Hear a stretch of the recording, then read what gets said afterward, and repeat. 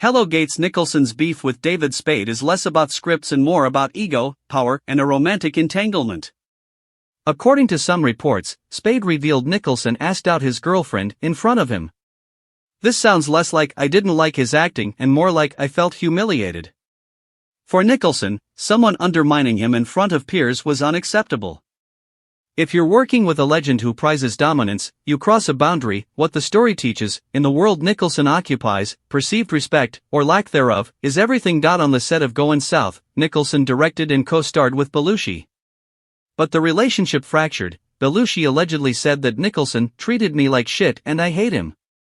Nicholson may have expected deference, but Belushi, brash and wild, didn't follow the script. The clash was creative, personal, and public. Takeaway: even big names clash when informal hierarchies are challenged. Winstone labeled Nicholson arrogant after their time together on The Departed.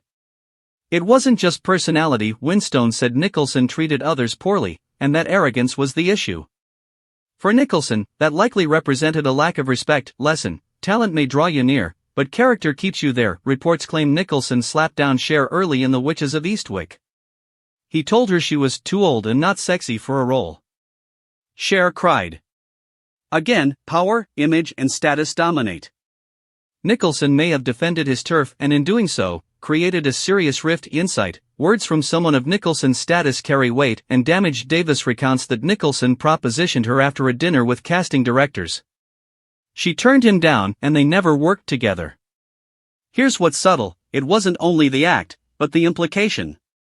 In a business built on access and favors, resistance may spark resentment. Key takeaway: even unspoken tensions ripple outward in Hollywood. Now here's the kicker. Among the six, the final one is someone you wouldn't expect: a respected actor whose resentment came not from scandal, but creative clash. While I can't guarantee the exact name, sources diverge. Nicholson labeled how he hated being treated like the Lincoln Memorial on set.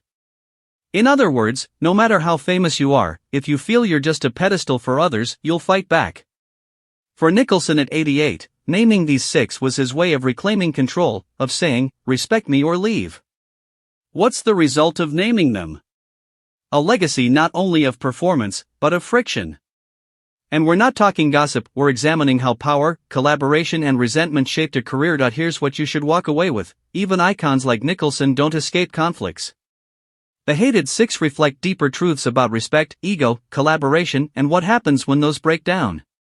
If Nicholson is still defending his space at 88, consider, what are you willing to tolerate in your work, your relationships, your creative life? I invite you to share below the person in your world who challenged your respect and how you handled it. Because understanding that moment, that turning point, is just as revealing as knowing Nicholson's list. Thanks for staying strong through this. You just peeked behind one of Hollywood's most guarded doors.